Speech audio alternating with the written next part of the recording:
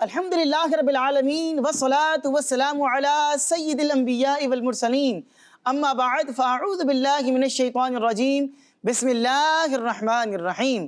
پڑھیے الصلاة والسلام علیک یا رسول اللہ، الصلاة والسلام علیک یا رسول اللہ، الصلاة والسلام علیک یا حبیب اللہ، الصلاة والسلام علیک یا حبیب اللہ، الصلاة والسلام علیک یا نبی اللہ، الصلاة والسلام علیک یا نبی اللہ، وعلی آلک واصحابک یا نور اللہ.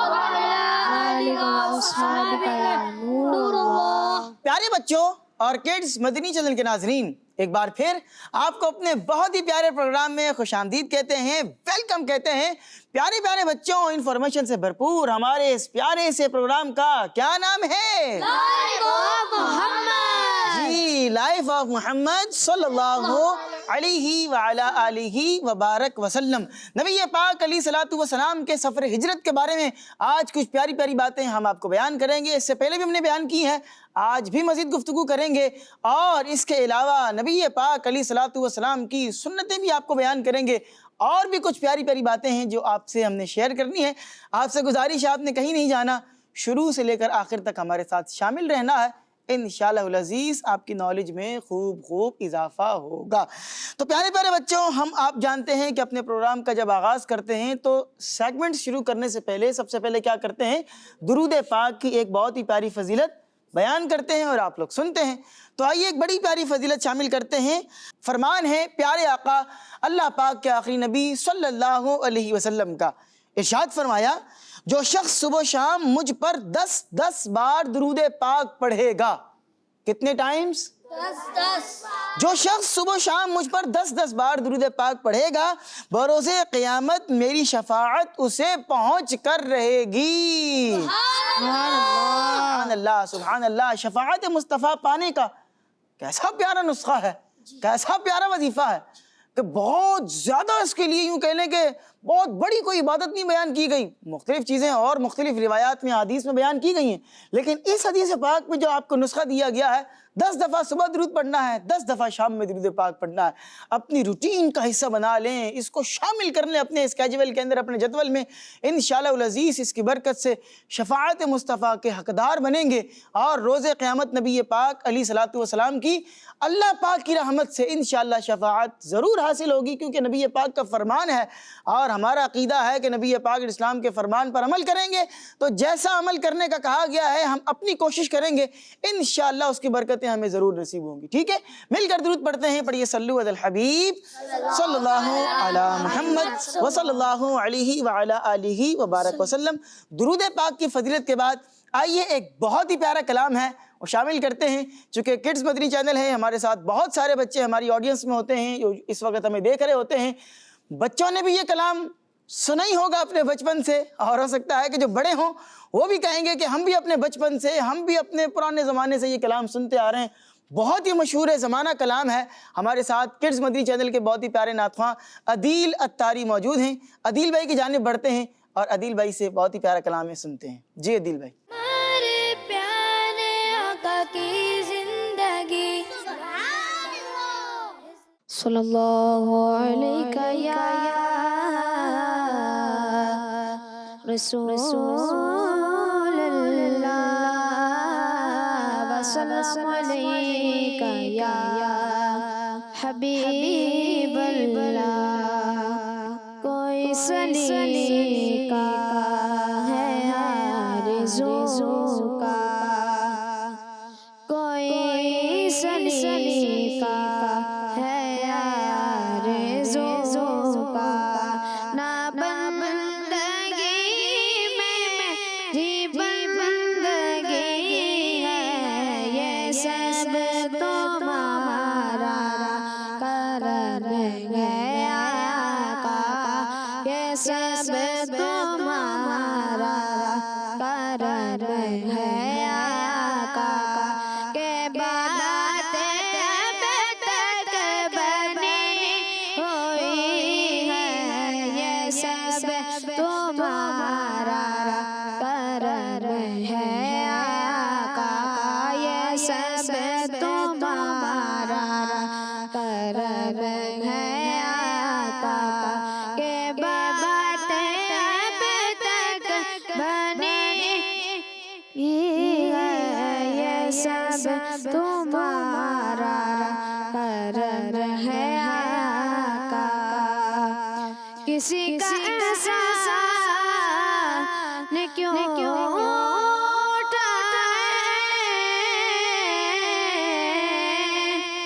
کسی کو غلط کیوں بتائیں کسی کا احسان کیوں اٹھائیں کسی کو غلط کیوں بتائیں تمہیں سے مانگیں گے تو نہیں دو گے تمہیں سے مانگیں گے تو نہیں دو گے تمہیں سے مانگیں گے تم نہیں دو گے تمہارے دل سے ہلو لگی ہے یہ سب تمہارا کرم ہے آقا یہ سب تمہارا کرم ہے آقا یہ سب تمہارا کرم ہے آقا کے بات اب تک بنی ہوئی ہے یہ سب تمہارا کرم ہے آقا عطا کیا مجھ کو درد الفت کہاں تھی خطا کی قسمت عطا کیا مجھ کو درد الفت کہاں تھی خطا کی قسمت میں سے کرم کے کہاں تھا قابل میں اس کرم کے کہاں تھا قابل حضور کی بندہ پروری ہے یہ سب تمہارا کرم ہے آقا یہ سب تمہارا کرم ہے آقا بشیر کہیے نذیر کہیے انہیں سراج منیر کہیے بشیر کہیے نذیر کہیے انہیں سراج منیر کہیے جو سر بسر ہے کلام میرا ربی جو سر بسر ہے کلام میرا ربی جو سر بسر ہے کلام میرا ربی وہ میرے آقا کی زندگی ہے یہ سب تمہارا کرم ہے آقا یہ سب تمہارا کرم ہے آقا کے بات اب تک بنی ہوئی ہے یہ سب تمہارا کرم ہے آقا سبحان اللہ بہت ہی پیارا کلام کوئی سلیقہ ہے آرزو کا بڑا ہی پیارا کلام ہے اور جب بھی اس کو سنتے ہیں تو بڑا ایک ذوق جو ہے وہ اس کی ذوق والی کیفیت طاری ہو جاتی ہے اللہ تبارک و تعالی ہم سب کو نبی پاک علیہ الصلوۃ والسلام کا سچا پکا عشق عطا فرمائے آمین بجاہ النبی الامین صلی اللہ علیہ وآلہ وبارک وسلم درود پاک کی فضیلت اور پھر اس کے بعد ایک بہت ہی پیارا کلام اس کے بعد بڑھتے ہیں اپنے پروگرام کے ایک اور بہت ہی پیارے سیگمنٹ کی جانب، جس کا نام ہے لائف ہسٹری آف صلی اللہ علیہ وسلم۔ ہمارے پیارے آقا کی زندگی۔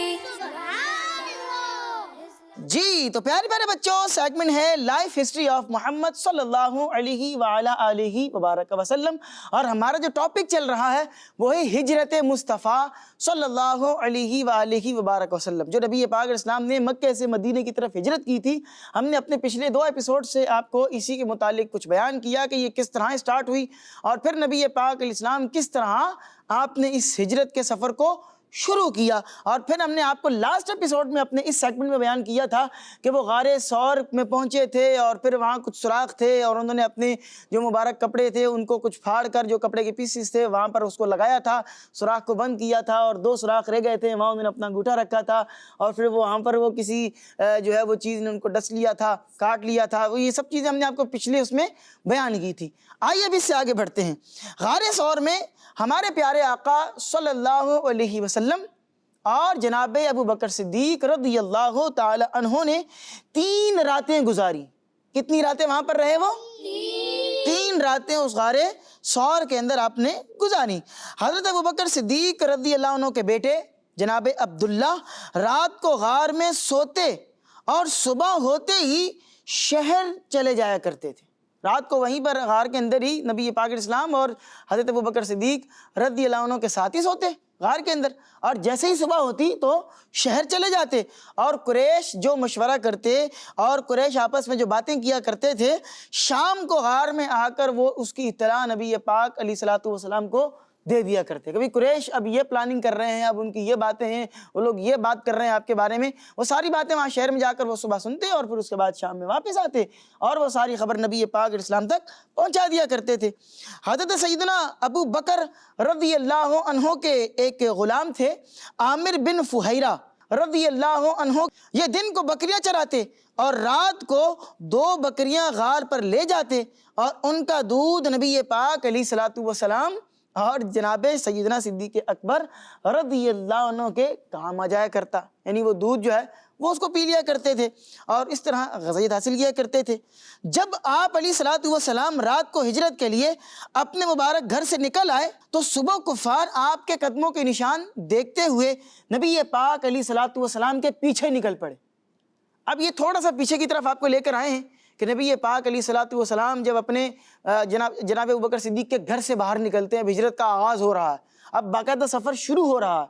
اب جب نبی پاک علیہ السلام بڑھ رہے ہیں آگے، تو جو قدم ہیں اس کے نشان، جو سواری تھی جو بھی تھی اس کے جو نشانات تھے وہ راستے میں بنتے جا رہے تھے۔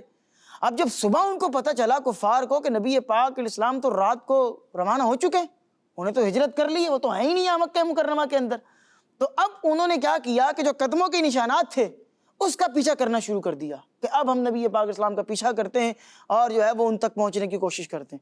اب جب وہ قدموں کے نشان تک پہنچتے روایتوں میں آتا ہے کہ وہ پہاڑ تک پہنچ گئے، وہ جس پہاڑ کے اوپر وہ غار تھا نا، غار ثور، وہ اس پہاڑ تک پہنچ گئے، اور صرف اس پہاڑ تک نہیں پہنچے بلکہ پہاڑ پہ چڑھتے اس غار تک بھی پہنچ گئے۔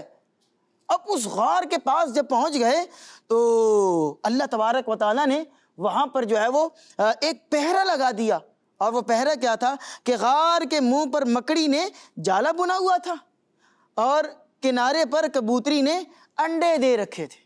اب یہ 2 طرح سے گویا کہ حفاظت کا اہتمام کیا جا رہا ہے۔ مکڑی دیکھی نا آپ نے، مکڑی ہوتی ہے جس کو اسپائڈر بھی کہتے ہیں، تو نارملی یہ وہاں پر اپنا جالا بن رہی ہوتی ہے، جالا ہوتا ہے نا، وہ جالا لگایا ہوتا ہے، اس نے ہم نے دیکھا ہوتا ہے بعض اوقات وہ گھروں کے اندر بھی کونے میں، دیوار میں، سائڈ میں وہ جالے لگے ہوتے ہیں۔ تو یہ جو مکڑی ہوتی ہے جالا نارملی وہاں لگا رہی ہوتی ہے کہ جہاں نارملی لوگوں کا آنا جانا نہیں ہوتا ہے، بالکل کونا کھانچا ہوتا ہے، سیف جگہ ہوتی ہے۔ اسی طرح کبوتری ہوتی ہے یا کوئی بھی اس طرح کا پرندہ وغیرہ ہوتا ہے، وہ انڈا وہاں دیتا ہے کہ جہاں اس کو یہ ہوتا ہے کہ میرا انڈا سیف رہے گا، یہاں کسی کا آنا جانا نہیں ہے، میرا انڈا محفوظ رہے گا۔ اب اللہ تبارک و تعالیٰ نے یہ گویا کہ پہرہ لگا دیا، حفاظت کا جو ہے انتظام ہو گیا۔ اب جب یہ دونوں چیزیں ان کفار نے دیکھی نا، مکڑی کا جالا لگا ہوا ہے غار کے منہ کے پاس، آس پاس وہاں پر مکڑی کا جالا لگا ہوا ہے، اور وہیں قریب میں کبوتری نے انڈا بھی دیا ہوا ہے، تو یہ دیکھ کر وہ کہنے لگے کہ اگر محمد اس میں داخل ہوتے صلی اللہ علیہ وسلم، اس میں داخل ہوتے تو مکڑی جالا نہ بناتی اور کبوتری انڈے نہ دیتی۔ کیونکہ بھائی جہاں بندہ آتا جاتا ہے وہاں پر نارملی یہ دونوں چیزیں اپنا یہ کام نہیں کرتی ہیں، تو اگر یہاں وہ گئے ہوتے تو پھر یہ دونوں کام یہاں پر نہیں ہوئے ہوتے۔ تو اب یہ لوگ بالکل وہیں قریب ہی کھڑے ہوئے تھے، اور ساتھ غار کے اندر کون تھے؟ نبی پاک علیہ السلام، اور ان کے ساتھ کون سے؟ حضرت ابوبکر صدیق رضی اللہ تعالی عنہ یہ تھے۔ تو جناب ابوبکر صدیق رضی اللہ عنہ نے عرض کی کہ یا رسول اللہ صلی اللہ علیہ وسلم، اگر ان میں سے کسی ایک کی نظر بھی اپنے قدموں پر پڑ گئی، یعنی یہ اتنا قریب ہیں ہمارے، اگر انہوں نے یوں نظر نیچے کر کے دیکھ لیا، اپنے قدموں کی جانب دیکھ لیا، تو یہ ہمیں دیکھ لیں گے، ہم نظر آ جائیں گے انہیں، کیونکہ اتنا کلوز ہو چکے تھے، اتنا قریب تھے۔ اب یہ غار اتنا بڑا غار نہیں ہے کہ اس کے اندر جا کر بندہ اندر جا کے چھپ جائے، یا اندر کوئی دیوار ایسی بنی ہوگی جس کے پیچھے بندہ جا کے وہاں پر اپنی حفاظت کر لے، ایسا معاملہ بھی نہیں ہے، اور نہ ہی وہاں کوئی ایسا کوئی دروازہ لگا ہوا ہے، کوئی ایسا کوئی پردے کا کوئی اہتمام ہو، کوئی آڑ ہو، ایسا بھی نہیں تھا۔ تو وہاں کہ اگر انہوں نے اپنے قدموں کو دیکھ لیا تو یہ تو ہمیں دیکھ لیں گے۔ تو نبی پاک علیہ الصلوۃ والسلام نے اس وقت جو ہے وہ ان کو تسلی دیتے ہوئے ارشاد فرمایا، غم نہ کرو، خدا ہمارے ساتھ ہے، غم نہ کرو، خدا ہمارے ساتھ ہے، لا تحزن ان اللہ معنا، غم نہ کرو، اللہ ہمارے ساتھ ہے۔ اب اس کے بعد کیا ہوا؟ کیا وہ نبی پاک علیہ السلام کو دیکھ پائے یا نہیں دیکھ پائے؟ کیا وہ خالی ہاتھ واپس لوٹ گئے؟ اور پھر نبی پاک علیہ السلام نے آگے کس طرح سفر کا، اپنا جو ہجرت کا سفر تھا اس کو کس طرح آگے کنٹینیو کیا، یہ ہم آپ کو اپنے نیکسٹ ایپیسوڈ میں، اپنا جب یہ سیگمنٹ آئے گا اس میں بیان کریں گے۔ لیکن یہاں میں یہ ایک بات ضرور کرنا چاہوں گا کہ جب دیکھیں مشکل وقت آیا تو نبی پاک علیہ الصلوۃ والسلام نے کیا فرمایا؟ غم نہ کرو، ہمارے ساتھ کون ہے؟ اللہ۔ کون ہے ہمارے ساتھ؟ اللہ۔ آج ہم پر بھی پریشانیاں آتی ہیں، مصیبتیں آتی ہیں، بعض اوقات ہم کہتے ہیں یار ہم تو اکیلے ہی پڑ گئے ہیں، ہم تو تنہا ہی رہ گئے ہیں۔ ہم نہ کریں، اللہ ہمارے ساتھ ہے، اور جس کے ساتھ اللہ ہو اس کو پھر کس کے ساتھ کی ضرورت ہے؟ کسی کے ساتھ بھی نہیں۔ کسی کے ساتھ، اللہ تبارک و تعالیٰ جس کے ساتھ ہے، اللہ کی رحمت جس کے شامل حال ہے، تو پھر اس کو کسی اور کی ہیلپ کی ضرورت نہیں ہے، وہ پریشان نہ ہو، اور یہ ذہن بنا لیں کہ اللہ ہمارے ساتھ ہے۔ انشاءاللہ صبر کرنے میں ہمیں یہ چیز معاون و مددگار بھی ثابت ہوگی۔ اللہ تبارک و تعالی ہم سب کو ان باتوں پر عمل کرنے کی توفیق عطا فرمائے، آمین بجاہ النبی الامین صلی اللہ علیہ وسلم۔ آئیے بڑھتے ہیں اپنے پروگرام کے ایک اور بہت ہی پیارے سیگمنٹ کی جانب، جس میں ہمارے ساتھ پینلسٹ شامل ہیں، اور ان کے ہاتھ میں مجھے کیو کارڈ نظر آ رہا ہے۔ محمد اذہان رضا بھائی موجود ہیں ہمارے ساتھ، تو اذہان رضا بھائی کی جانب بڑھیں گے۔ ہمارے پیارے آقا کی زندگی۔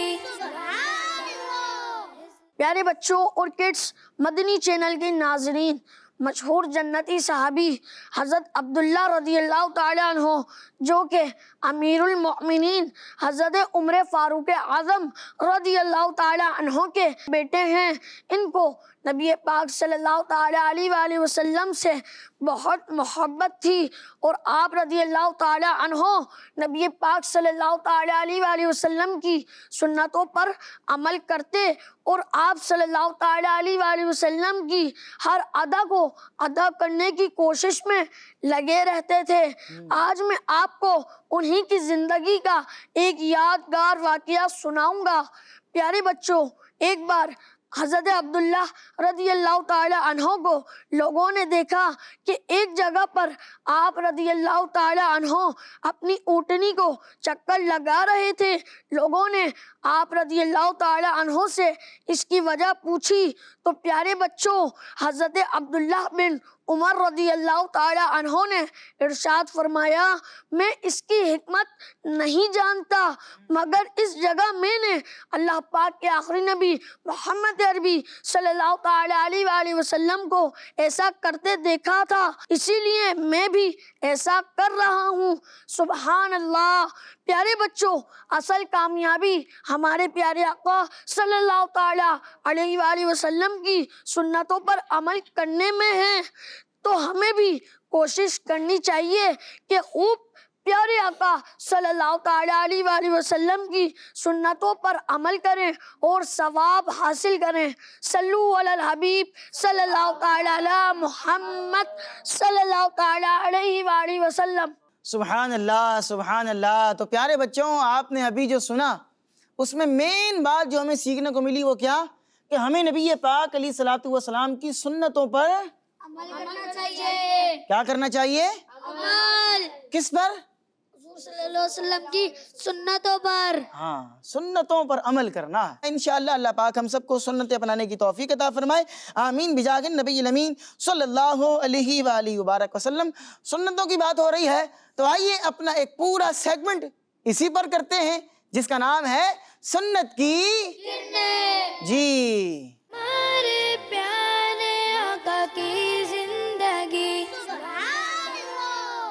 جی تو پیارے پیارے بچوں سیگمنٹ ہے سنت کی کرنے. اور پیارے پیارے بچوں قرآن مجید فرقان حمید قرآن پاک یہ اللہ پاک کی بہت پیاری کتاب ہے. اللہ کی کتاب ہے اور اس کا پڑھنا بھی عبادت, اس کو سننا بھی عبادت, اس کو دیکھنا بھی عبادت اور اس کو چھونا یہ بھی عبادت ہے. اور پیارے بچوں اس قرآن کو کوئی چومے تو یہ بھی عبادت ہے. ہے کوئی ایسی کتاب؟ دیکھنا بھی عبادت, چھونا بھی عبادت, چومنا بھی عبادت, پڑھنا بھی عبادت, سننا بھی عبادت. آپ جو مرضی جو ہے نا وہ کر لیں, آپ کو ثواب مل رہا ہے. سبحان اللہ سبحان اللہ. تو آج جو سنت ہم سنیں گے وہ بھی تلاوت قرآن پاک کے بارے میں ہے اور وہ سنت ہے قرآن پاک کو اچھی آواز سے اور ٹھہر ٹھہر کر پڑھنا.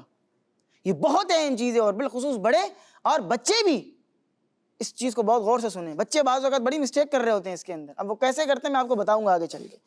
پیارے پیارے بچوں قرآن پاک کی تلاوت کے وقت ان دو باتوں کا ہمیں خوب خیال رکھنا چاہیے, بڑا خاص خیال رکھنا چاہیے. نمبر 1 کیا ہے؟ وہ یہ ہے کہ اچھی آواز سے پڑھنا. ٹھیک ہے, اچھی آواز بنا کر پڑھنا ہے. اینڈ دین دوسری بات یہ ہے کہ جب بھی قرآن پاک پڑھیں تو ٹھہر ٹھہر کر تلاوت کرنی ہے. اسپیڈ کے اندر پڑھی جانا اور فٹافٹ پڑھی جانا, نہ خود کو سمجھ آئے نہ سننے والے کو سمجھ میں آئے, اس طریقے سے قرآن پاک تھوڑی پڑھا جاتا ہے. قرآن پاک پڑھیں تو ٹھہر ٹھہر کر پڑھیں. قرآن پاک میں خود جو ہے وہ اچھے انداز سے قرآن پاک پڑھنے کا ہمیں جو ہے وہ حکم دیا گیا ہے اور اللہ پاک نے خود ہمیں قرآن پاک ٹھہر ٹھہر کر پڑھنے کا حکم ارشاد فرمایا ہے. اور اچھے انداز سے قرآن پاک نہ پڑھنے والوں کے بارے میں پتہ ہے نبی پاک علیہ السلام نے کیا فرمایا؟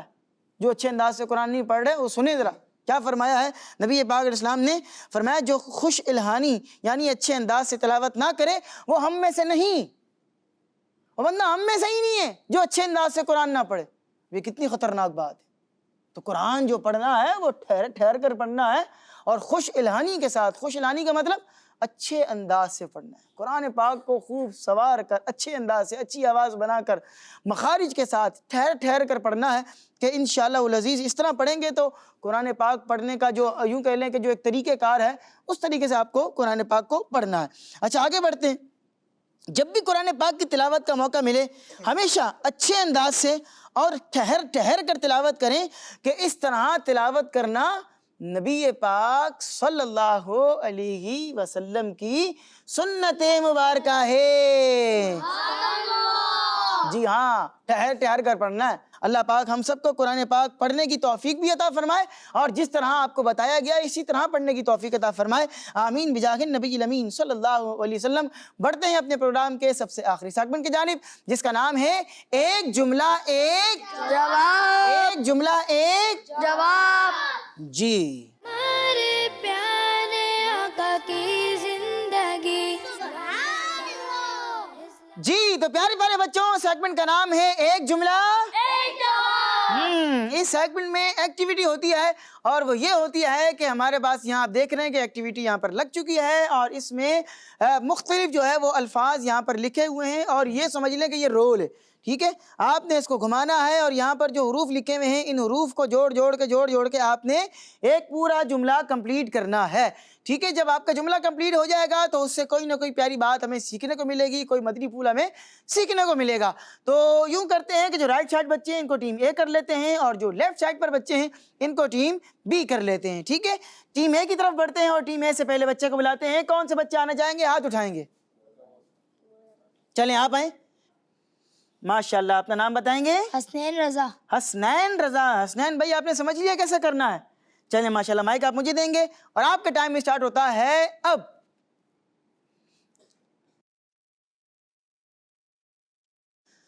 حسنین رضا بھائی کوئی خوبصورت سا جملہ ہمیں کمپلیٹ کر کے دیں گے دیکھتے ہیں کہ کون سا پیارا سا مدنی پھول ہمیں سیکھنے کو ملتا ہے۔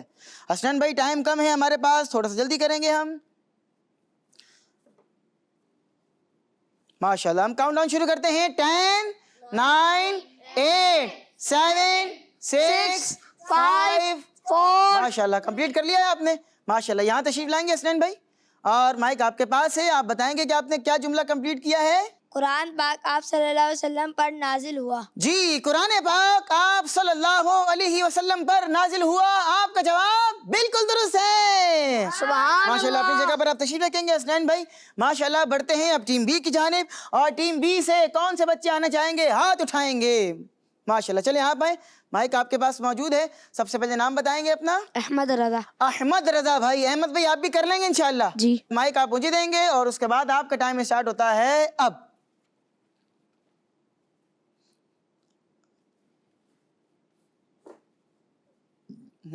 احمد رضا بھائی دیکھتے ہیں کون سا جملہ کمپلیٹ کرتے ہیں۔ لگتا ہے کہ یہ نبی پاک علیہ السلام کی کسی مبارک عادت کے بارے میں کوئی جملہ کمپلیٹ کرنے جا رہے ہیں۔ ہم کاؤنٹ ڈاؤن شروع کرتے ہیں۔ 10 9 8 7 ارے ماشاءاللہ، احمد رضا بھائی نے جملہ کمپلیٹ کر لیا۔ احمد بھائی یہاں تشریف لائیں گے تھوڑا سا، اور اس کے بعد مائک میں آپ بتائیں گے کہ کیا جملہ آپ نے کمپلیٹ کیا ہے۔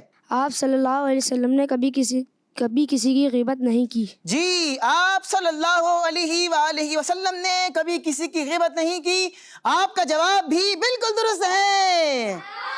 ماشاءاللہ، اپنی جگہ پر آپ تشریف رکھیں گے۔ ماشاءاللہ، آپ نے بالکل درست جملہ مکمل کیا ہے۔ اسی کے ساتھ ہمارے پروگرام کا وقت اپنے اختتام کو پہنچ چکا ہے۔ انشاءاللہ العزیز آپ سے ہماری ملاقات ہوگی اب نیکسٹ ایپیسوڈ میں۔ تب تک کے لیے اپنا بہت سا خیال رکھیے گا۔ صلو علی الحبیب صلی اللہ علی محمد وصلی اللہ علیہ وعلی آلہ وسلم۔ کڈز مدنی چینل، ہمارا مدنی چینل، کڈز مدنی چینل، ہمارا مدنی چینل۔ ہمارے پیارے آقا کی لائف آف محمد صلی اللہ علیہ وسلم، لائف آف محمد صلی اللہ علیہ وسلم، ہمارے پیارے آقا کی زندگی۔